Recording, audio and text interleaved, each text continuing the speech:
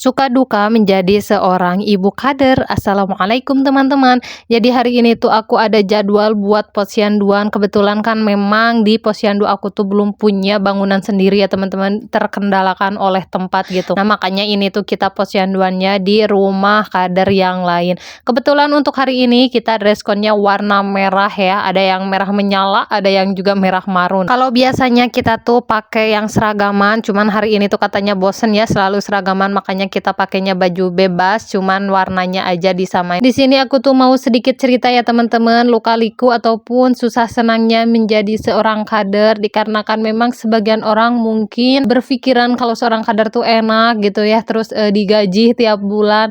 Tapi perlu kalian tahu ya, kalau di daerah aku kader itu untuk sampai saat ini gitu belum ada gaji kader, cuman memang dari tahun-tahun sebelumnya juga ada yang namanya insentif untuk kader, itu tuh keluarnya 3 bulan sekali ya teman-teman. Tapi emang udah ada rencana pemerintah di tahun 2025 ini bakal ada gaji buat kader, cuman di bulan keempat sampai sekarang itu memang belum ada kepastian ya.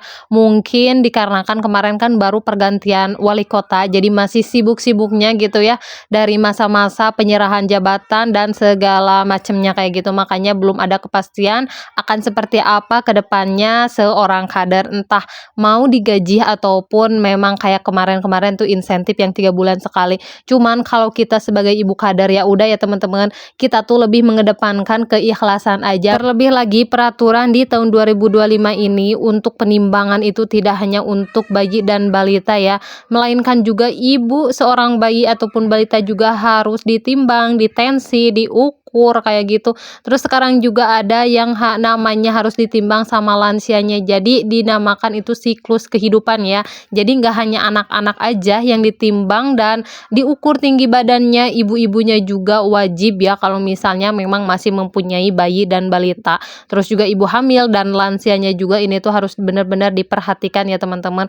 Makanya buat kalian yang suka merendahkan pekerjaan seorang kader, coba deh kalian lihat lebih dalam gitu kerjaan kader itu seperti apa. Yang memang kalau kader tuh kadang ada waktu yang senggang gitu ya, nggak ada kerjaan, ada juga masa-masanya ataupun waktu yang memang kita tuh bener-bener sibuk gitu, bener-bener harus dicepet-cepetin biar kerjaannya cepet selesai, biar data-data masyarakat itu cepat masuk ke pemerintah, dan kalau misalnya ada apapun yang terjadi di masyarakat itu udah bisa langsung ditangani sama pemerintah. Apalagi kan sekarang kalau kader itu sudah bersatu ya sama yang namanya puskesmas.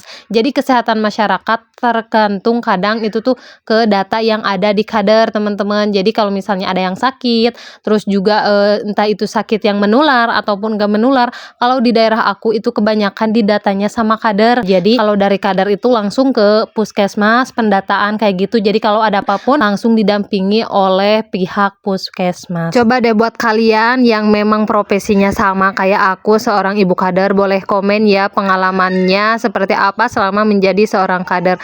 Nah ini balik lagi ke video ya teman-teman, kita karena udah mau siang juga, terus ini juga para petugas bidan kayak gitu udah mau pulang, udah mau berpamitan, makanya kita tuh mau foto bersama dulu buat dokumentasi ya, karena setiap kita posyandu itu harus ada laporan, harus ada dokumentasi seperti itu ya teman-teman. Setelah selesai foto-fotonya, ini juga ibu bidannya berpamitan ya teman-teman, karena memang hari ini tuh jadwal posyandunya di daerah aku tuh ada 2 tempat, makanya ini tuh langsung menuju tempat yang satunya lagi. Setelah selesai penimbangan sekitar jam 11-an, kita tuh memutuskan buat ngumpul-ngumpul bareng kayak gini, ngobrol-ngobrol sambil makan-makan. Jadi di posyandu aku itu udah dibiasain ya kalau misalnya kita selesai posyanduannya, kita tuh harus makan-makan kayak gini biar lebih terasa kebersamaannya. Nah setelah selesai buat makan-makan ataupun nyemil-nyemil, ini tuh dilanjut kita beberes ya, untuk peralatannya kita masukin lagi ke dalam tas dan kita simpan ke tempat yang biasa kita simpan kayak gitu.